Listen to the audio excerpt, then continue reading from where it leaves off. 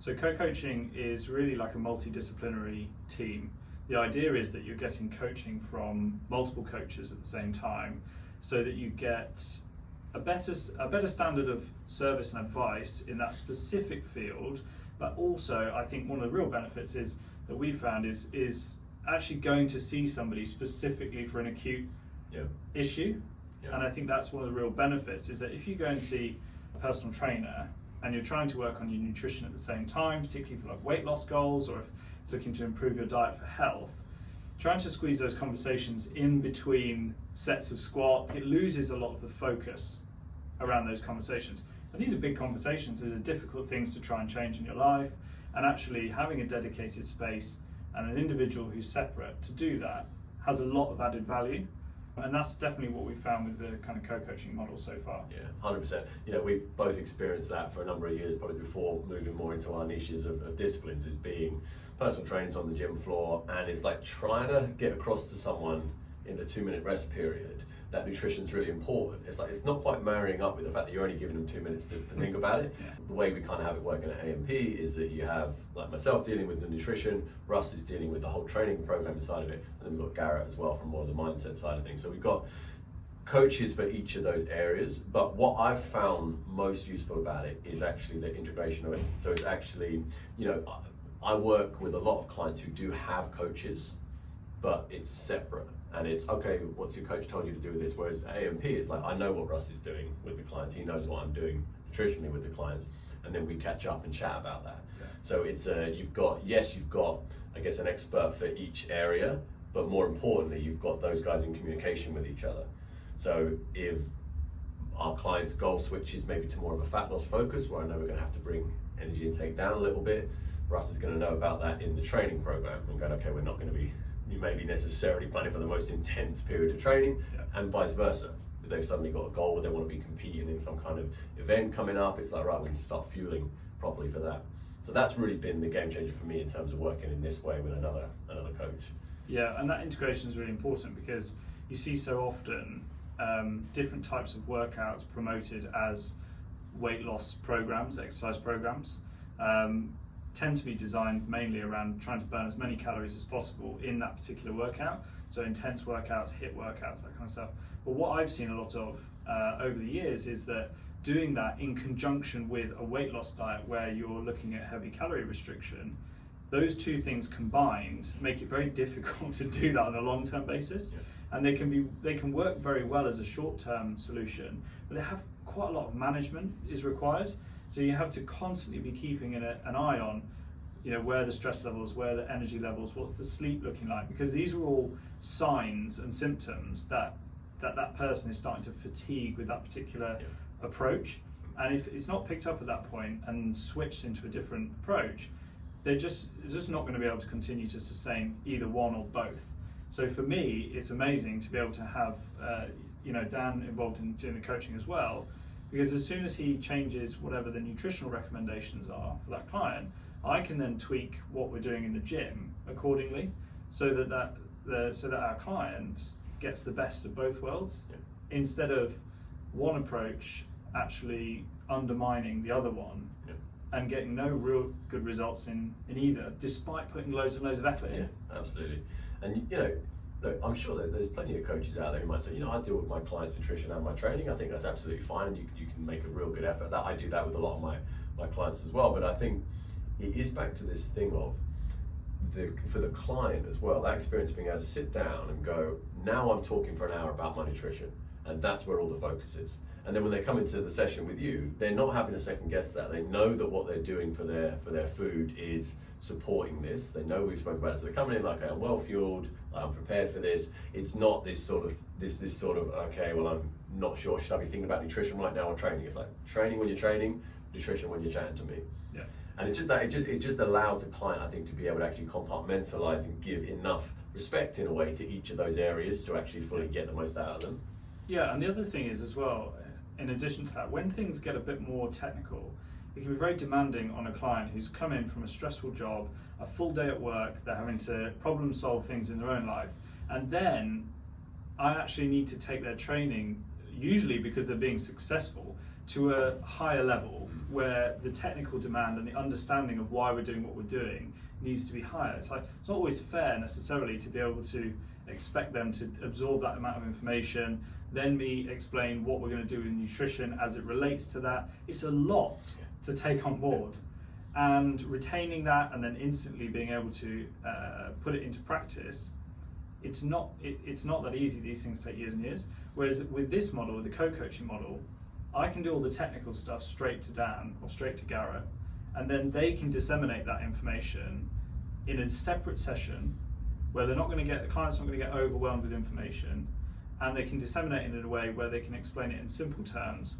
how that affects the nutrition. So separating those two just means that we don't push decision fatigue onto clients. It's back to that thing where it's like, this is like, it's complicated to an extent, but the best thing is for all of that back and forth maybe between us trying to figure out what's the ideal way for this individual. That can happen in our time, and then in the client's time, here's the plan, here's the decision, here's why maybe, but not like having to go, like exactly, someone comes in from a long day with you, they're meant to be focusing on their squats, and then it's like trying to get kind of consultation level intel out of them about how they're, it's tough stuff. Again, in the earlier days of doing this, we'd get into a chat about nutrition with a client, and I'd honestly be like, look, next Thursday when you come in, can we just sit down for an hour and talk? You'll get more out of that than doing the session. And then it's like, oh, but I'm paying for the session. But it's like, this is just a way of, from the get-go, managing that expectation, splitting up to being like, we are going to give this amount of time to nutrition with this person, and we're going to give this amount of time to training with this person. Yeah, because I think, and as well to that point, you're right in terms of portioning the amount of time that is spent on each individual facet of the well-being. It's an individual thing, but it also changes over time. You might want to set up some simple guidelines around nutrition to begin with, and then you're happy running with those once they're integrated into daily life. You're quite happy with that. Now your needs for nutrition start to drop down again, and so then you can actually, in this co-coaching model, you just switch over to doing slightly more exercise-based sessions, mindset-based sessions. And then equally, if you've got something that crops up, I mean, we're just running into summer now, and so lots of people going on holiday, and so people's physique, their awareness of their physique and the sort of awareness they're going to be on holiday, maybe on the beach, that sort of stuff, and then the almost the physical side of the training and the nutrition starts to ramp up. Well, then you can just glide back into doing some more nutrition sessions and back and forth. So this idea that you're able to pick and mix with your sessions is something that is very hard for a single practitioner to manage all on their own as well. So that we're not superheroes. I mean, we're close, but we're not superheroes. And it's also a lot for us to actually handle what is essentially 3 expert professionals' roles within one, and expected to always be on point with that. The ability to be able to refer and say, look, maybe this is a good time to go and see Dan again for more nutrition, I think is also wonderful. Yeah, 100%. And then when you throw Garrett in the mix, we always love to pick Garrett's brain in terms of the mindset kind of stuff, and just kind of maybe where the psychology of people is at. And again, I think the overall point would be like exactly that. You can be a generalist, and there's plenty of great coaches out here that take on all of this and do a fantastic job with it. It's just, I think what you end up missing with that maybe is the ability to be quite as individual as you would like to be to that person in front of you. Really, when you've got Garrett, being able to have those chats and really kind of extract that information about the holistic in the truest sense, essence of that person, that's what then goes into the mix when we're looking at their nutrition habits, their lifestyle, their training, how they like to train, what time of day they're going to be training, all of that kind of stuff. You get, obviously a higher quality of service working with three practitioners rather than one. But I think the main thing is that it ends up being really, really bespoke to that individual, rather than just, I guess, a general approach that tries to catch everyone.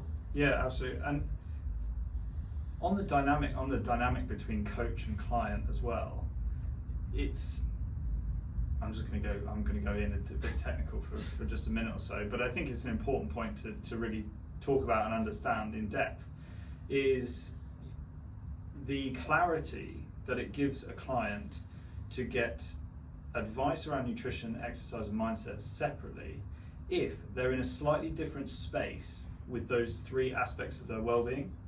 So an example would be that we've seen a lot is where somebody needs more nurturing and a very gentle approach with their nutrition, because there's some emotional connection around food and weight that they don't have when they go and exercise. They go and exercise, maybe they're already been exercising for a number of years, they're pretty confident in what they're doing in the gym, and so my role in the gym is then to push them, to motivate them, and to put pressure on them to perform, which then would be, I would then have to switch gears if I was doing it all on my own, to then be someone who is sensitive and very gentle and took my time and very empathetic, which is not who I've just been on the gym floor.